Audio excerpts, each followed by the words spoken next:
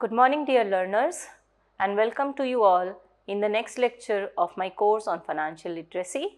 This is week 4, module number 4, various types of loan offered by the bank, and lecture number 20, hypothecation and pledge. In the previous lectures, we had discussed multiple categories of loan that can be taken by the individuals and businessmen for managing their personal and their business finance. In today's case, we will also discuss two of the more categories of the loans that are offered by the banking and financial institution for the purpose of financing the various types of needs of the individuals and the business owner. Now, in this lecture, we will be going to cover the different topics such as charge on the assets, hypothecation and pledge. So, let us move on with the first topic, that is the charge on the asset. Basically, a charge on the asset is kind of arrangement where a charge is created, lien is created on the asset that works as a security for the purpose of taking any financial help from any banking company. The value of the asset, whatever is given as collateral, will be always equal to, or it may be greater than, the loan amount that is sanctioned by the bank, and the charges can be created into various other forms which are known as the pledge, hypothecation, mortgage, lien or assignment. So, these may be the different categorization of how we can create a charge on the assets of the consumers. So, with the help of creating a charge on the asset, the bank can very easily secure the amount of loan that they provide as a financial help to the individual and the business owner. The type of the charge depend on the nature of the security that is involved into the process of the loan sanctioning in the case of the charge on the asset. Now, let us understand the various categories of these charge on the asset. So, the first category is the hypothecation. Hypothecation is basically a kind of arrangement, a financial arrangement in which the borrower gives an asset to the banking company as a collateral for the purpose of taking loan from the banking company, where the possession of the asset remains with the borrower only for the purpose of using it into their business organization. That means the banking institution or the lender of the money do not takes the possession of the asset, and the asset remains with the borrower and they can use it into their business organization or in their daily life. So, borrower does not hand over the possession to the lender of the money, and thus the right of using the asset and right of possession remains with the borrower only in case of the hypothecation arrangement. So, here in case if the borrower defaults the payments of the loan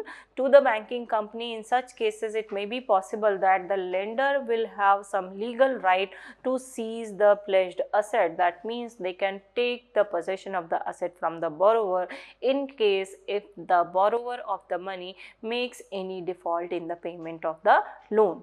This kind of arrangement is commonly used in case of the secured loan, where we take the loan for the purpose of purchasing any vehicle or for managing our business or for the purpose of working capital management of the organization. So, here the borrower retains the control and use of the asset with them only, while the lender, who is known as the hypothecatee, they gain the legal right to seize the asset in case if the borrower makes default in payment. So, under this particular charge on the asset, we have a very positive thing that the borrower of the money takes the benefit of having a financial loan from the banking company, as well as they also keeps the asset or the property with them for using it into their organization, and on the basis of regular payment to the banking institution, they can also secure the ownership right of the asset in the long duration of time.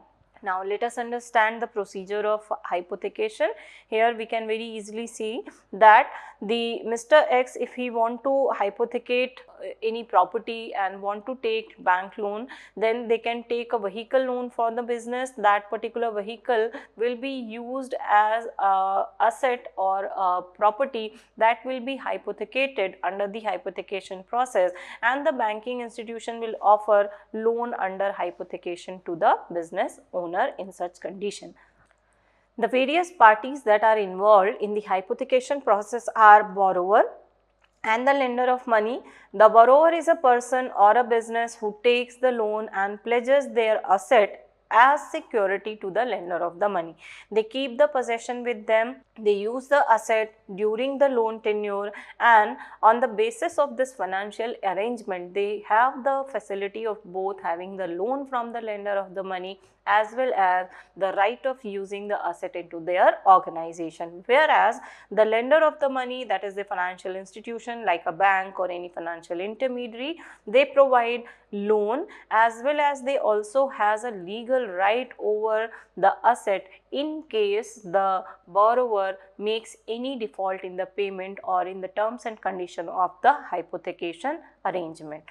The key characteristic or features of the hypothecation is ownership. If we talk about the title of ownership, the title of ownership remains with the borrower only. They do not transfer the title of ownership, as well as the right of possession also remains with him. So they will be legally the owner of the asset, as well as the physical possession of the asset will also be with the borrower of the money, and the borrower will continue to hold, manage and use the asset into their organization. If we talk about the control, the borrower can use the asset. He is free to use the asset as he wants in their organization. That means during the loan period, the asset can be used as an inventory or vehicle as it is needed by the borrower in their organization to manage their daily business operations. So they have the control, ownership, right to use and right to possess the asset.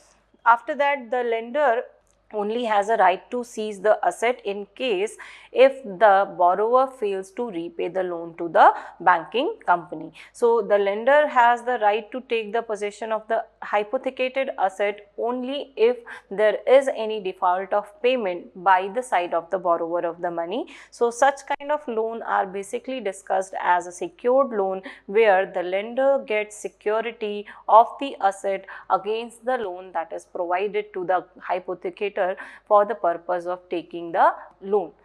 Now let us understand it with the help of some real life scenario. Suppose that if you want to purchase car or vehicle loan, in such case you can take the car with the help of taking loan from the bank. The car will be in your name only, you will be capable of using it and possessing it with you. The car will be hypothecated to the bank and the payments of car will be made by the bank to the seller of the asset. If any default in payment will be made by you, then the bank will have a right to seize the car. They can sell your car and recover the amount of funds that is lent to you as a loan. So in such case, we can very easily analyze that the right of possession and the right to use remains with the borrower, and if the default in payment will be there, then only the lender of the money will seize the asset and it will take the asset from the borrower. For business case, we can understand here that if a company takes a loan to manage their day-to-day business expenses, they can hypothecate their inventories or receivable to the bank. The company will be still capable of selling goods and collecting payment from their consumer, but if it make any kind of default, the lender of the money will take over the possession of the inventory or the receivable that they have already sold into the market. So they will be having right of collecting the payments from the debtors of the business for providing any kind of hypothecated loan to the consumer. Now let us understand what are the advantages of taking the loan with the help of the arrangement of the hypothecation.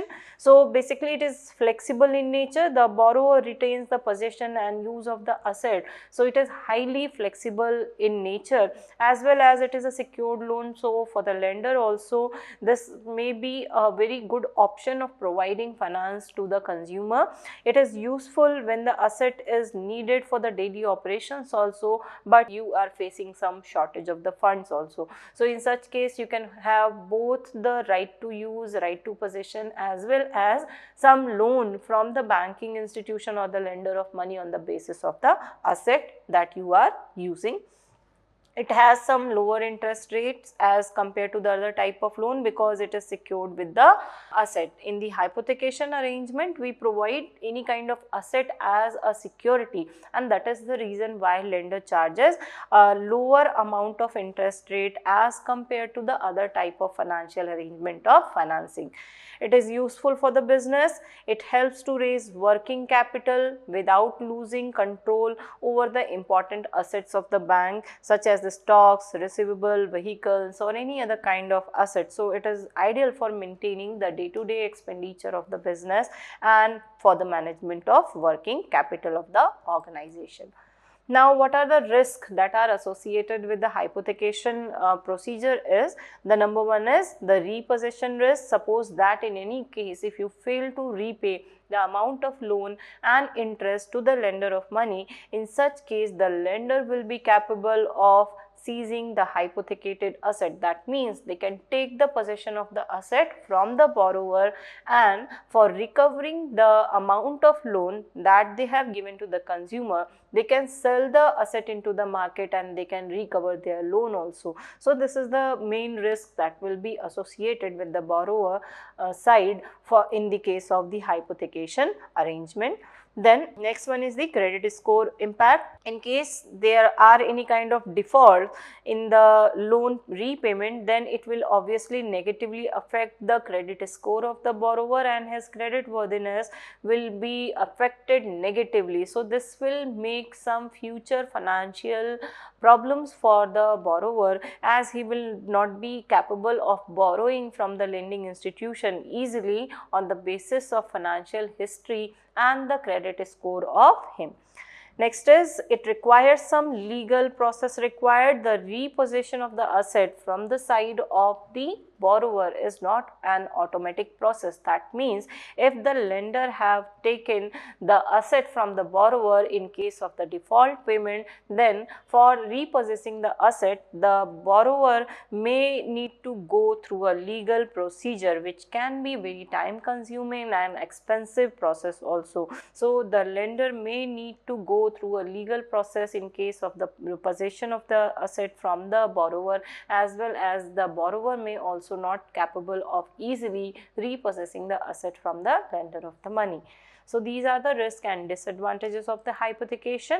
Now the next category under the case of secured loan is of pledge.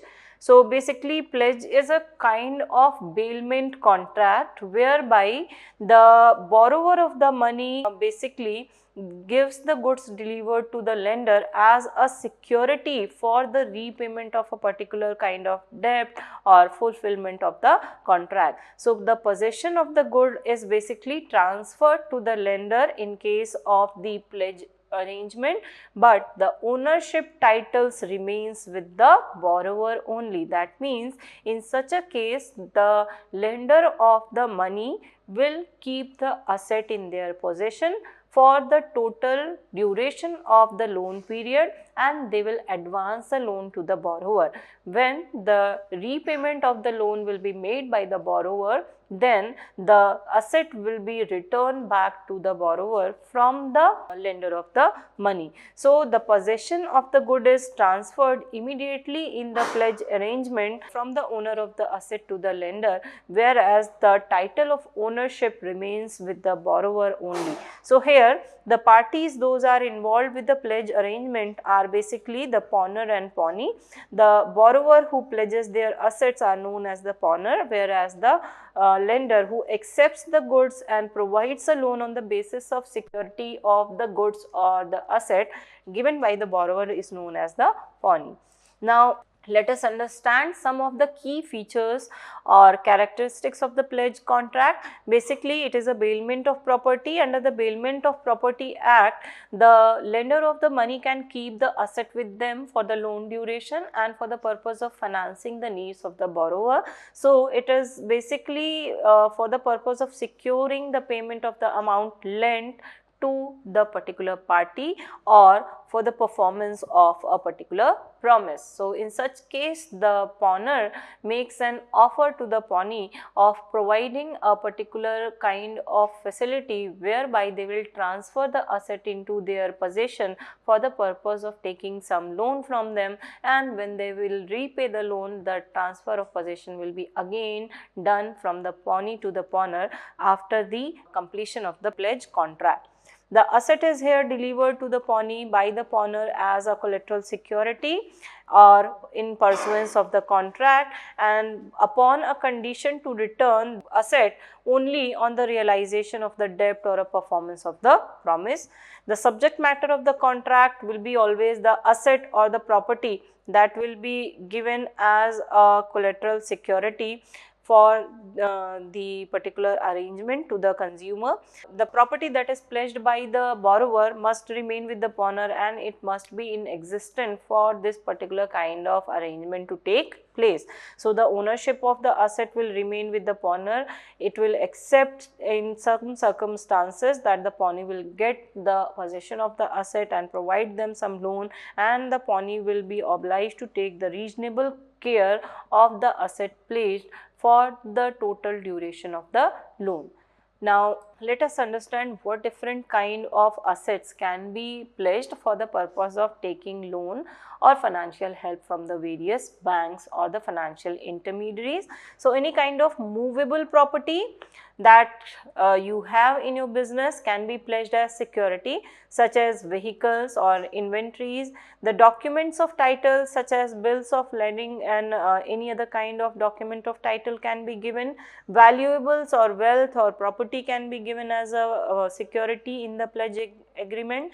Bank instruments such as fixed deposits, saving bank account, passbooks can also be given as a asset under the pledged agreement, and the securities such as shares, bonds and debentures can also be used as a property in the pledge agreement. So, for a valid pledge, what different conditions must be there? That there must be some actual or constructive delivery of the asset under the pledge agreement, as well as in case of the government security, the pledge is made through the endorsement of and delivery rather than the physical handover also. So, these are the various valid conditions that needs to be there for a pledge agreement to take place. Now, let us understand the various rights of a pawnee, what different kinds of rights the lender of the money has in case of a pledge agreement. So, in case of a pledge, the pawnee, the lender of the money, has right to retain the goods. That means they can keep the pledged asset with them until the loan is repaid along with the interest on the loan which is financed by them to the consumer, as well as some additional expenditures are also added into the loan and the interest, which are known as the expenses that are incurred for safe keeping the asset with them for the total duration of the loan repayment. That means they can take the possession of the asset, they will take care of the asset, and for that purpose whatever expenditures are will be made, they will be added into the loan principal amount and the interest amount that will be charged from the consumer. Now, right to retain for subsequent loan: if the pawnee lends any additional money under the pledge arrangement to the pawner, they can retain the goods for the new loan too, and it should be very clearly stated to the pawner at the time of making the contract, so that he can also clearly understand that if he will increase the amount of loan, the asset can be pledged for a longer period of time. Now, there is a right to recover the additional expenses, any cost that is incurred by the pawnee for preservation or safekeeping the asset with them, then this can be recovered from the pawner. So, along with the principal plus interest amount charged on the loan finance, the expenses needed for keeping the assets safe with them will also be added into the payment.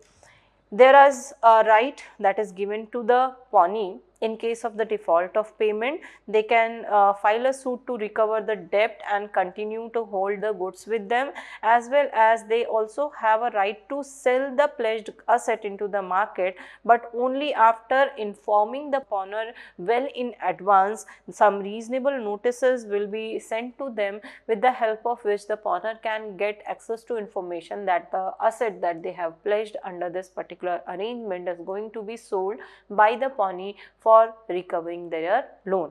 Next is right to have the balances or surplus. If the sale amount is less then the amount of loan, the pawner must repay the remaining balances to the pawnee, whereas if it exceeds, then in such cases the surplus amount must be returned to the pawner by the pawnee in case of the pledge arrangement. So these are the various rights of pawnee. Now let us discuss the right of pawner, the owner of the asset, what different kind of rights they have. So they have a right to redeem. The pawner has a right to take back the pledged asset under the pledged arrangement by repaying the whole amount of loan plus interest plus the safekeeping charges of the asset to the lender of the money. Even after, if the due date has passed and redemption is allowed before the goods are sold by the pawnee. In case if the last date of the repayment of loan has passed, then also they have some notice period under which they can very easily manage to repay the loan before the goods are finally sold by the pawnee in the market. The pawner must compensate any kind of additional cost that is required to be paid by the pawnee to keep safe the asset for any duration which is made due to the delay in the payments by the pawner. Now, the right to limited interest is also there vested with him. If the pledge is created, they have a limited interest on the ownership of the asset. They can have some partial rights on the asset. Validity of the pledge will be always limited to the specific interest of the pawner only in case of the pledge arrangement. They also have a right in case of the unauthorized sale. Suppose that if the lender of the money sells the asset without making any proper notice or information or awareing the pawner, then the pawner can sue him into the court of law for such kind of the breach of contract and treating the sale as invalid by repaying the loan amount to the lender of money, and they can claim for the damages or wrongful sale to the pawnee in case of such kind of act. So these are the various rights of pawner under the pledge arrangement.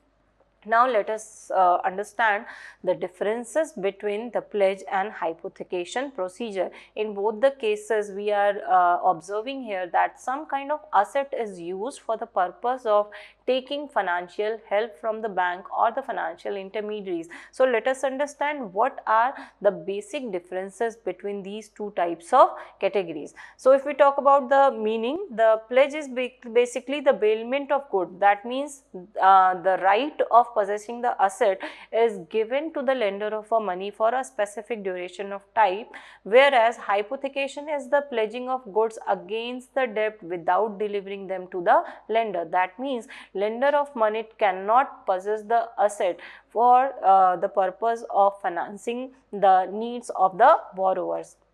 The various sections and the various types of regulations related with the pledge contract has been discussed under the section 172 of the Indian Contract Act 1972, whereas in case of hypothecation it has been discussed under the section 2 of the Securitization and Reconstruction of the Financial Asset and Enforcement of Security Interest Act 2002. So both of the financial arrangement have been discussed under different section of the different acts. The legal document which are prepared in case of pledge is deed of pledge, whereas the hypothecation, in the hypothecation we need to have a hypothecation agreement from between the hypothecator and the hypothecatee. The possession of property in case of pledge remains with the creditor, that is the lender of the money, whereas in case of hypothecation it remains with the debtor. That means the borrower of the money keeps the possession of the asset for using it into their business activities. The parties that are involved in case of pledge are pawner and pawnee, whereas in case of the hypothecation this is hypothecator and hypothecatee.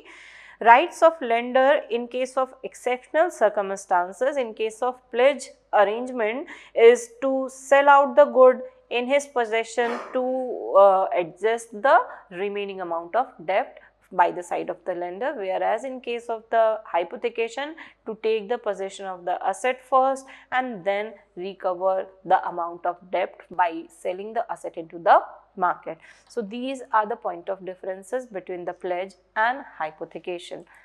Now, these are the various parties and the arrangement with the help of which you can more clearly understand what are the differences between these three different types of loan arrangements that is provided by the banking company or the financial intermediaries to the different consumer. So, there is hypothecation, there is pledge and mortgage. Under the hypothecation, the ownership remains with the borrower of the money, whereas in case of pledge also the title of ownership remains with the borrower.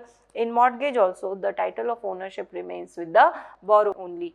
In case of the hypothecation, the possession and right to use the asset remains with the borrower, whereas in case of pledge, the right to possess the asset is with the lender of the money, that is the financial intermediary or the banking company.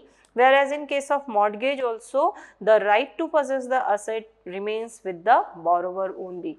These different types of loans facilities are used for the purpose of purchasing vehicle or for managing business activities. In case of pledge, gold loans are there, warehouse goods are there, with the help of which you can attain financial help from the banking institution and the financial intermediary. In case of mortgage, you can very easily purchase a home or any kind of property such as real estate properties can be created with the help of taking the mortgage loan from the banking institution and the financial intermediaries. So, these are the different types of loan arrangement with the help of which any consumer can take financial help from the different financial institution.